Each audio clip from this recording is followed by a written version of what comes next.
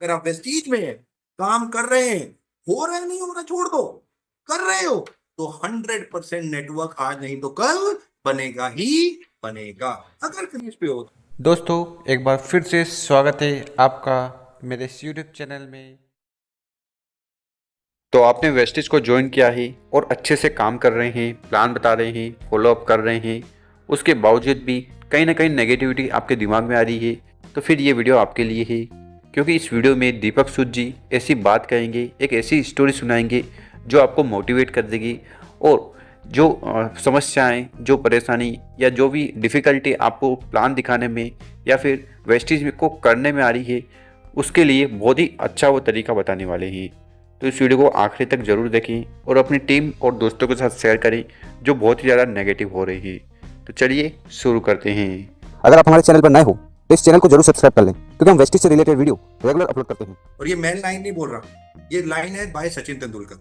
और सचिन तेंदुलकर की लाइन मेरे को बहुत अच्छी लगती है। और ये सचिन तेंदुलकर ने तब बोली थी ये लाइन जब वो बार बार जीरो पे आउट हो जाते थे। एक बहुत बड़ा फेज था उनकी जिंदगी में जहां बहुत टिपिकल था उनका टाइम।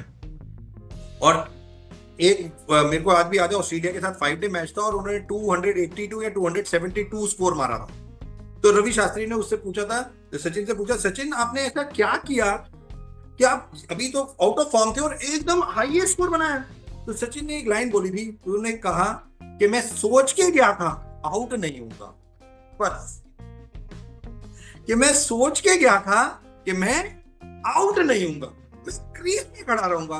भाई ऑफ साइड बॉल आएगी, नेगेटिव लोग आएंगे, छोड़ दूंगा, बात ही नहीं करूंगा ना उनसे, खत्म।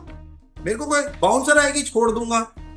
भाई मेरे माइंडसेट अभी कंट्रोल नहीं कर रहा, मेरा माइंडसेट नेगेटिव चीजें पकड़ रहा है, मैं अवॉइड तो कर सकता हूँ ना चीजों को, बात खत्म। जो सीधी बॉल आएगी मैं कोई चौका छक्का नहीं मारूंगा, मैं केवल प्लेड करता रहूंगा। भाई जो भी नॉर्मल व्यक्ति मिलेगा मैं उससे केवल बात करूंगा, कॉन्फिडेंस बिल्ड करूंगा अपना, बात खत्म। लगातार सचिन प्लेड करते रहे पहले दिन, और दूसरे दिन जाके मतलब जब ओवर अ पीरियड ऑफ 2-2.5 दिन वो बैटिंग की उन्होंने और 272 रन का जब स्कोर बनाया उन्होंने हाईएस्ट एवर, तो उन्होंने कहा मैं आउट नहीं हूंगा, मैं क्रीज पे खड़ा रहूंगा। अगर मैं क्रीज पे खड़ा रहूंगा तो दोस्तों याद रखो स्कोर बनेगा ही बनेगा। अगर आप वेस्टीज में काम कर रहे हैं, हो रहा है नहीं हो रहा छोड़ दो, कर रहे हो तो 100% नेटवर्क आज नहीं तो कल बनेगा ही बनेगा। अगर क्रीज पे हो तो, और मैं बार बार बोलता हूं, क्रीज पे जो रहता है उसके लिए तालियां बजती हैं, जो स्टेडियम पे बैठा होता है वो तालियां बजाता है। याद रखो, आपने अपने लिए तालियां बजवानी है या दूसरों के लिए बजानी है, ये भी आप ही डिसाइड करोगे। अगर क्रीज पे खड़े रहोगे तो दुनिया आपके लिए तालियां बजाएगी, अगर आप इस स्टेडियम पे जाके बैठ जाओगे तो आप किसी और के लिए तालियां बजाओगे। अब आपको सोचना है कि आपको क्या करना। तो इन्होंने बहुत ही शानदार एग्जाम्पल दिया है। इससे ये समझ में आता है कि लाख समस्या आए पर हमें अपनी जो जगह है या फिर हम जो काम कर रहे हैं उस पर टिके रहना है, उस पर विश्वास करना है और समय देना है। हो सकता है 6 महीने लगे, हो सकता है 1 साल लगे, हो सकता है 2 साल लगे, पर इस बीच में हमें सीखते जाना है और काम करते जाना है। तो इस स्टोरी से एक ही चीज़ समझ में आती है कि आपको क्रीज पर खड़ा रहना है, यानी कि जिस कंपनी में आप काम कर रहे हो उसको छोड़ना नहीं है। क्योंकि अगर आपने छोड़ दिया तो आपको वैसे भी कुछ नहीं मिलना है, वैसे भी अपनी जो कंडीशन है वो मिडिल क्लास की है, ठीक है। तो अगर आप उसको छोड़ के भी जाओगे तो कहाँ जाओगे, मतलब कुछ और ही करोगे ना। तो आप इस काम के साथ दूसरा कार्य भी कर सकते हो, बट क्रीज नहीं छोड़ना है। क्रीज छोड़ते ही आप जीरो हो जाओगे।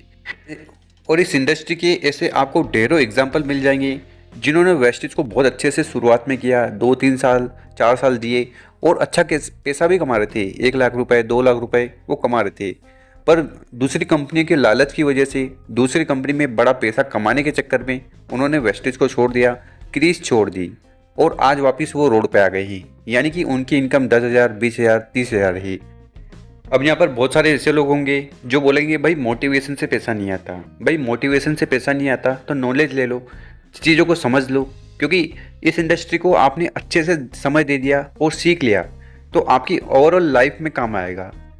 क्योंकि यहाँ पर हम क्या सीख रहे हैं, यहाँ पर हम सीख रहे हैं how to earn passive income, how to do hard work, how to convince people, how to follow up. So ये सारी चीज़ें हमें एक ऐसा इंसान बनाती है जो हम आगे चलकर अपने भविष्य में बहुत कुछ कर सकते हैं। इस इंडस्ट्री में जितना फेलियर आपको मिलेगा या फिर जो सीख मिलेगी ना, जो लोगों की ना सुनोगे, वो किसी भी इंडस्ट्री में नहीं मिलेगी। तो ये तो आपकी मतलब ओवरऑल पर्सनालिटी के लिए बहुत बेस्ट चीज़ होगी, क्योंकि यहाँ से आप एक ऐसे इंसान बन जाओगे जो आगे चलकर बहुत कामयाब होंगे, चाहे आप किसी भी कैटेगरी में जाओ। और ये बात तो सोनू शर्मा जी भी कहते हैं कि हर एक इंसान को 2 साल 3 साल नेटवर्क मार्केटिंग में ज़रूर देना चाहिए, क्योंकि यहाँ पर ऐसी पर्सनैलिटी डेवलप्ड होती है जो कहीं और नहीं हो सकती। पर हाँ, काम तो आपको करना पड़ेगा। Without the work you can not achieve anything anywhere any how. तो उम्मीद है दीपक सर ने जो मोटिवेशन की स्टोरी सुनाई वो आपको पसंद आई हो। इस वीडियो को लाइक, चैनल को सब्सक्राइब करें और आपको ऐसी वीडियो मिलते रहे उसके लिए हमें फॉलो करें। Thank you.